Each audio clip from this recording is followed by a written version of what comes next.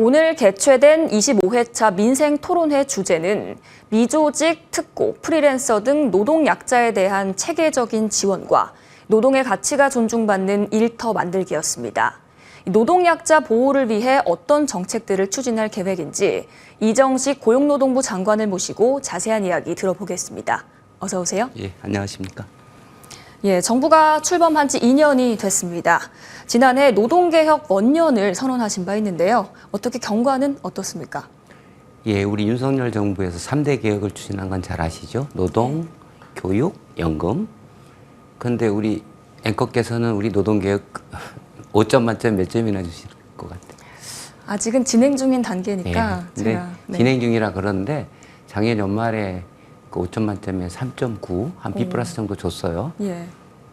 나름 이제 성과가 있었다고 볼 수 있는데 국민들이 성원해 주시고 지지해 준 결과라고 보는데 구체적으로 보면 이제 우리가 개혁의 출발점을 노사법치, 그러니까 제도를 바꾸는 것이 이제 궁극적인 그 종결점 개혁일 텐데 있는 법 제도도 안 지키면 무슨 소용이 있겠어요? 그래서 이제 노사법치를 출발점으로 했는데 산업 현장에서 예를 들어서 이제 괴롭힌다든가 임금을 떼먹는다든가 차별한다든가 뭐 이런 것들 우리가 엄히 좀 다스렸고 포괄임금 오남용 때문에 임금 떼먹고 장시간 근로 만연하는 것도 역사상 처음으로 감독을 했고요.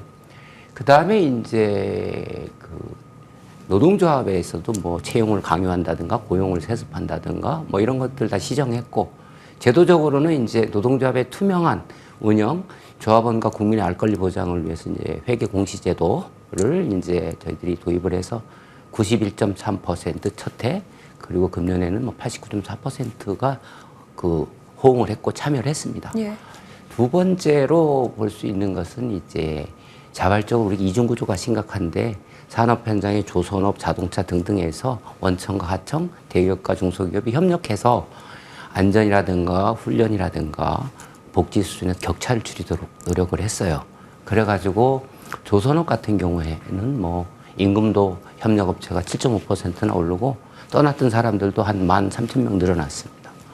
그리고 이제 제일 중요한 게 일자리인데 역사상 최대 규모로 우리가 이제 고용률이 높아졌고 실업률은 상대적으로 제일 낮아졌어요. 이건 뭘 뜻하냐면 단순히 현금 지원을 하던 그전의 정책에 비해서 우리가 훈련을 시켜 능력 개발하고 일자리를 매칭을 해주고 이런 적극적인 노동시장 정책 덕분에 그래서 이제 우리가 실업급여를 받는 기간 중에 그 재취업하는 그 비율이 7년 만에 30%를 넘었습니다. 굉장히 좋은 거고요. 마지막으로는 일하다가 이제 안 다쳐야 되잖아요. 그게 우리 국정과제 첫 번째 과제인데 그 사고 사망자가 역사상 최초로 우리가 만인율이라 그러는데 0.45대 있던 게 0.3대로 떨어졌어요. 그래서 지난해에는 812분이 돌아가셨는데 과거에 비해서 한 7.1%가 줄어든 거고요. 마지막으로는 이제 제도 개선을 해야 되는데 사회적 대화가 이제 시작됐다. 이렇게 볼 수 있겠습니다. 예, 지금까지는 그렇고 앞으로도 중요하겠죠. 오늘 총선 후 첫 민생토론회가 개최가 됐습니다. 무엇보다 노동약자들에 대한 관심이 집중이 됐는데요. 어떤 이야기들이 논의가 됐을까요? 그렇습니다. 대통령께서는 시즌2 국민과의 소통하는 자리라고 했는데 늘 뭐 우리가 강조하는 거지만 국민들이 모르는 정책은 없는 정책이고요. 그리고 실질적으로 민생을 개선하는 것으로 국민들이 체감할 수 없으면 그것 또한 없는 정책이나 마찬가지인데 이것을 위해서는 그 소통하고 현장에서 우리가 그 목소리를 들어서 정책을 제시해야 된다 이런데 지금껏 우리가 일상을 편안하게 생활하는데 이분들이 묵묵히 현장에서 있었기 때문에 우리가 가능했던데 이분들 법적으로는 제대로 보호받지 못하거나 법이 있어도 그 법이 악용돼서 권리를 보호받지 못하는 분들을 광범위하게 모셨습니다. 외국인 근로자, 배달라이더, 대리운전기사, 환경미화원, 그 다음에 뭐 특고, 플랫폼 종사자. 근데 그분들이 이제 애로를 말씀하신 게 뭐 우리는 뭐 비정규직이라 차별을 받고 있다. 그리고 근로기준법 적용을 면탈하기 위해서 사업장 5인 이상인데 쪼개기로 다 가짜 5인 미만으로 만들었다. 또는 그 배달 라이더 같은 경우에는 이제 안전 문제가 좀 심각하잖아요. 그런 문제를 포함해서 쪼개기, 그 거짓 5인 미만 사업장, 차별, 임금 체불, 그 다음에 뭐 공제해 같은 거 이런 것들에 관해서 그리고 30년 동안 봉제공으로 일했는데 30년 전에 인가공료랑 똑같은 그러나 저울을 받고 있는데 저기 나오거든요. 근데 그런 분들이 그 정부로부터 지원을 전혀 못 받고 있는데 좀 지원책을 강구해달라 이런 말씀들이 있었습니다. 예. 또 오늘 민생 토론회에서 미조직, 특고, 프리랜서와 같은 이런 노동 약자에 대한 체계적인 지원, 그리고 노동의 가치가 존중받는 일터를 만들겠다 이렇게 말씀을 하셨습니다.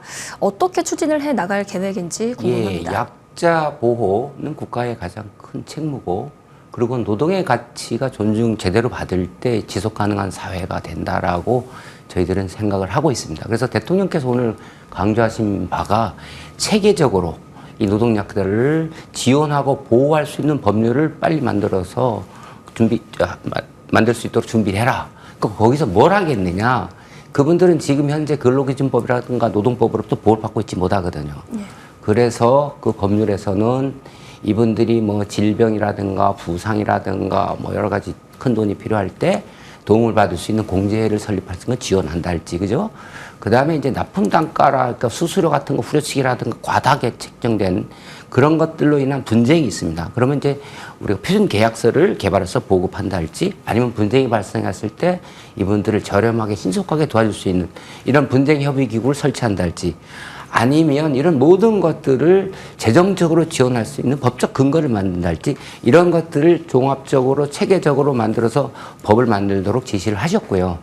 저희들은 그동안 지난번에 그 민생토론 때 대통령께서 말씀하셨는데 노동부가 원래 약자를 보호하는 부처지만 미조직 지원과가 있어야 되겠다. 그래서 미조직 지원과가 이제 6월 10일 날 저희들이 그 출범을 하게 되는데 그동안 저희들이 한 것이 이제 전국의 6개 광역 도시에 노동자 이음센터를 만들었습니다. 이분들은 주로 청년들 거고 미조직 노동자들일 텐데 그동안에 법의 보호를 받고 있지 못했는데 그 이음센터에 오셔가지고 상담하고 지원받고 그리고 소통하고 교류하고 그래서 노동자와 노동자끼리 이어주고 노동자들과 정부 정책을 연결해주는 그 이음센터를 통해서 지원을 이제 받을 수 있도록 하고 있는데요. 이번에 그런 대통령께서 말씀하신 노동약자 지원과 보호에 관한 법률이 만들어지면 더 광범위하게 이제 보호를 체계적으로 받을 수 있을 것 같고요. 이 외에도 오늘 이제 제기된 우리는 마루 시공 노동자인데 시중 노임 단가에 적용을 못 받고 있다면 그런 부분들도 저희가 챙기고 그다음에 이제 5인 미만 아까 쪼개기 사업장 가짜 5인 미만이라는데 그런 부분들도 5인 미만에 대해서는 어떻게 근로기준법을 단계적으로 적용할 건가 이런 것들도 저희가 고민하고 있고요. 마지막으로는 이제 뭐 AI가 이 노동법이 굉장히 복잡한데 AI가 쉽게 노동법을 상담할 수 있는 뭐 이런 것들도 저희가 지금 강구를 하고 있습니다. 예. 여기에 또 하나의 중요한 과제가 있습니다. 저출산 고령화 시대잖아요. 일과 가정이 양립할 수 있게 하는 이 직장 문화를 만드는 것인데요. 여전히 많은 근로자들이 육아휴직과 같이 보장된 권리를 사용하는데도 눈치를 보고 있습니다. 이에 대해서 워라밸 일터 어떻게 만들어 가실 계획인가요? 지금 이제 앵커께서 좋은 말씀하셨는데 보장된 권리를 여전히 눈치를 보고 있다. 마음대로 사용을 못한다. 이걸 저희들이 덜어드리려고 하는 겁니다. 지난해 우리 합계 출산율이 0.72. 근데 2015년에 비해서 47% 떨어졌어요.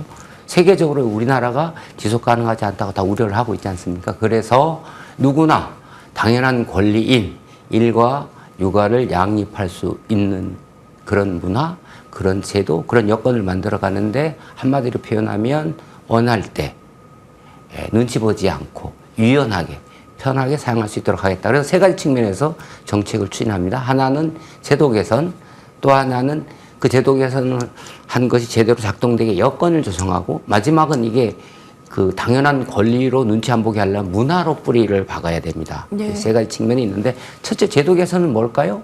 우리가 부담을 느껴서 그러는데 시간과 돈이 부족한 거잖아요. 그래서 이 돈 문제는 지금 6+6 그 육아휴직계라 해서 지금 부모가 모두 저것을 육아휴직을 사용을 하게 되면 네. 최대 450만 원까지 지원을 하고 이건 시행을 지금 하고 있고요. 네. 그다음에 시간과 관련해서는 부모가 모두 육아휴직을 쓸 경우에는 현재 육아휴직이 1년인데 1년 6개월로 늘리고요.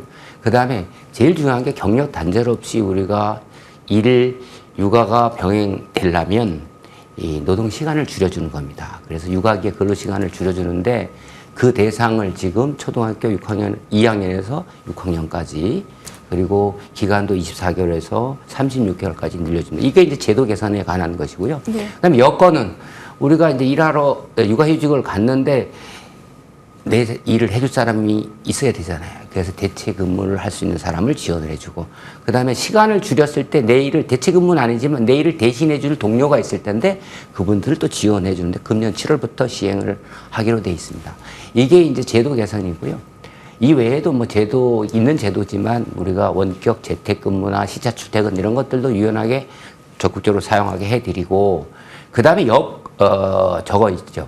그 문화는 결국은 이제 CEO가 의지를 보여야 되는데 이 CEO가 정말로 그런 일과 가정이 양립될 수 있는 그런 철학을 가지고 그런 문화 정책들을 편다 그러면 실질적으로 도움이 되게 인센티브를 저희가 드릴 것이고, 그리고 교육이라든가 포럼 이런 것들을 통해서 이런 문화로 정착될 수 있도록 해나갈 방침입니다. 예. 일과 가정이 양립할 수 있는 사회를 기대해 봅니다. 지금까지 이정식 고용노동부 장관 모시고 노동개혁 현황과 앞으로의 계획 들어봤습니다. 오늘 말씀 잘 들었습니다. 예, 고맙습니다.